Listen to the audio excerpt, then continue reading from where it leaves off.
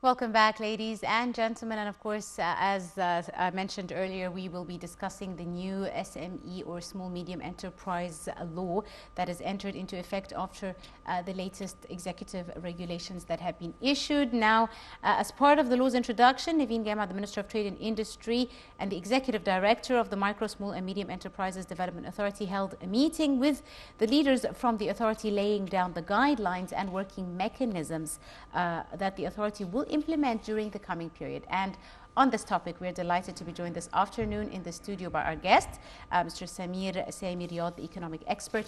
A very good afternoon to you, sir. Good afternoon. Thank you so much for joining us. Right. First and foremost, under the new law, various services and facilities will be provided to encourage citizens, especially, the youth or the entrepreneurs of the citizens, to embrace the idea of self-employment. How important is it to encourage this concept, in your opinion, sir? It's very important that we encourage our youngsters to be able to be business people. That's why they will start with the small and medium enterprises. Yes. And then they develop themselves to be bigger and bigger and bigger. That means there is a start. And we have to encourage them, and we have to put a strategy towards them that they cannot, lose control on their business. We have to tell them which business should be, needed in the market. That means there is certain studies has to be done by our, universities and and people which they are aware of it. This is very, very important. That is number one. Number two, where they are going to get their raw material from, and which prices they should buy it from, to enable them to compete in the market. Number three, it is very important that the big organization will put, towards them the knowledge and the experience which they should, they had it, to enable them that they can succeed. And if they can participate as well in their business, through their, that they can get a part of the business from them, that will be very big help, because the market, to penetrate into the market is not easy. It's challenging, yes. This leads me to my next question. What are the main challenges that face these entrepreneurs, especially, as you said, penetrating a new market, and the law that has been passed now really helps in addressing this issue?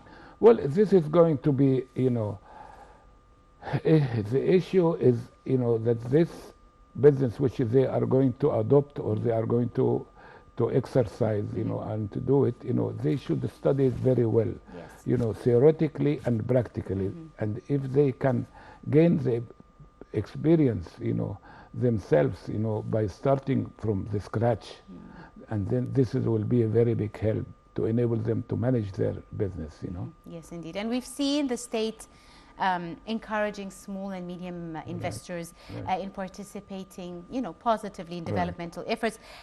How do you see that these small medium enterprises can play this role within the state's plan for development? Well, we always talk about financing, and we are, putting finance as a first priority. It is very important, the financing. But besides the financing, there is other issues. The know-how, the experience, the marketing, which they have to be able, to penetrate through this, and the challenge of all of this. We cannot leave our youngster in the sea, that they can drown. No, we should encourage them in a certain direction, and with a studied projects, not imaginable projects. Right. This is very important. Yes, indeed. And we've seen as well the authority supporting not just startups or the youngsters, but also projects that are in existence that maybe struggled a bit during the height of the COVID pandemic.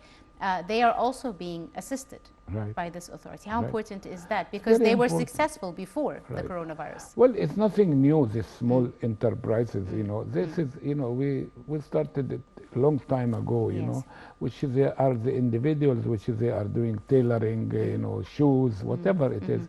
This is what we call small. But, you know, we have to open the market for this kind of people. How could we open the market? This is the big question. And this is the challenge. And, you know, and these people, they have to have a strategy to enable them to do a good job.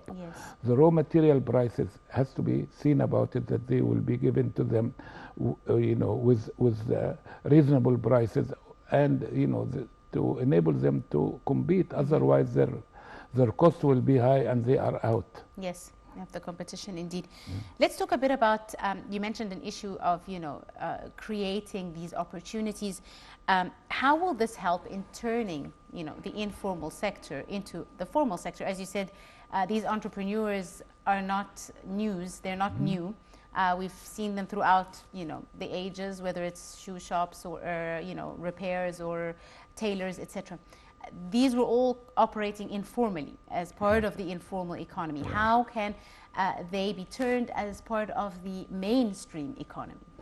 First, you know, we have to identify, you know, that we can create, you know, their business in certain areas. That it means when we call it now, this area is for the small and medium enterprise. This is very important. Then we know that we are contain them in this business, you know, and if we can do, you know, every, you know, side, you know, this is for textiles, this is for leather, this is for home textiles, this for the, you know, if we can differentiate every business in certain areas, this will help. And this will, you know, doesn't need to be, you know, like we are putting, you know, the buildings, you know, and we are selling them, you know, let us do something similar, you know, that the people can be in one place. Then if we targeting somewhere, then they can exchange as well the know-how among them. And then they will teach each other, you know, from their experience, and this will be help that things can go up. Absolutely. Now, we've seen many international organizations as well as banks providing loans and small funds needed for these SMEs. How essential are these funds to the SMEs? Very essential, but it is, as I said, it is not only this. This has to be combined with the studies, with the projects, with the raw material sourcing, with the lot of things has to be inside. Let us study the whole thing, and banking and financing is only part of it. You know, the main thing that we can do a good job, and these people can be successful. The success is the target.